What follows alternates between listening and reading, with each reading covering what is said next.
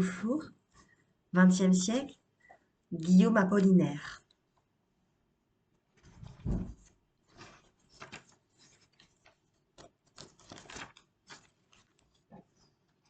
Biographie.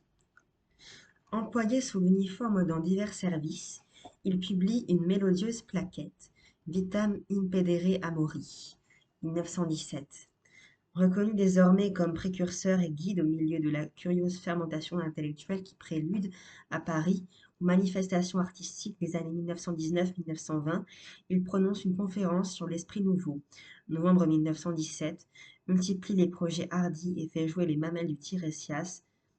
Après quelques mois à peine d'un mariage heureux, affaibli depuis sa blessure, il succombe dans l'épidémie de grippe espagnole le 9 novembre 1918.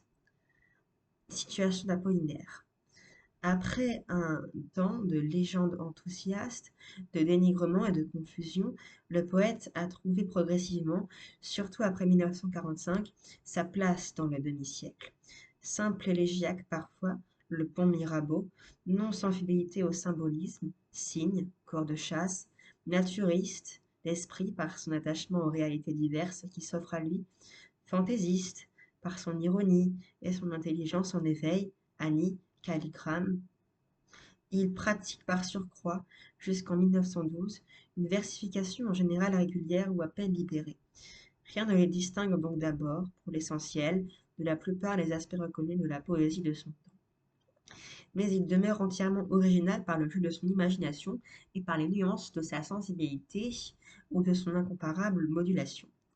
Au contraire, à partir de la publication d'Alcool, il est incontestable que, las un monde ancien, confère page 48, il aspire à toutes les innovations poétiques liées à la représentation des choses et de la vie modifiée par la peinture improprement entendue comme cubiste.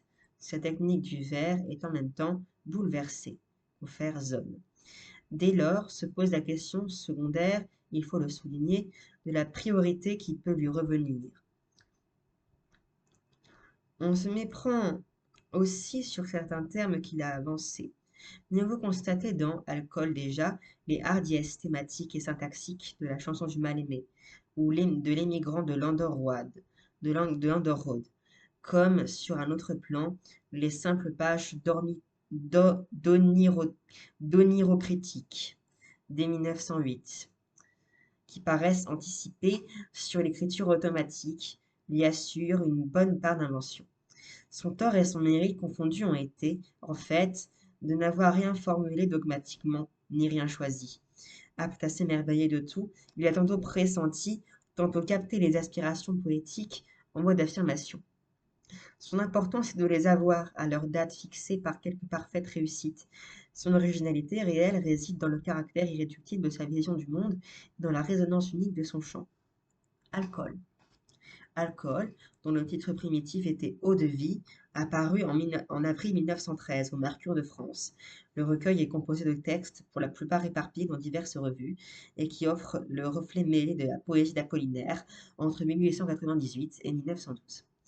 Au cours de la correction des épreuves, le poète a systématiquement supprimé toute ponctuation.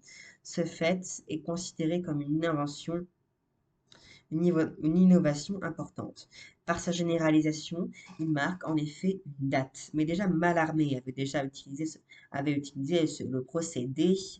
Apollinaire lui-même avait toujours eu une ponctuation pauvre et errante. En 1913, il n'a fait que pousser à l'extrême un principe. Le rythme même et la coupe des vers, voilà la véritable ponctuation. 3 disques enregistrés au Musée de la Parole en 1914 montrent qu'il modulait plutôt qu'il ne récitait ses textes. L'ordre adopté dans le recueil ne répond vraisemblablement qu'à des raisons de variété et de surprise. Un seul fait pose problème. Le dernier, en date des poèmes, Zone, a été introduit après coup et placé en tête, comme pour donner une brusque enseigne révolutionnaire à un ensemble qui ne répond pas absolument à cette annonce. Compte tenu de cette arbitraire et sans prétention à l'exacte chronologie, une présentation fragmentaire peut donc ordonner les textes d'Apollinaire de façon à faire sentir à la fois la variété et l'évolution de sa poétique.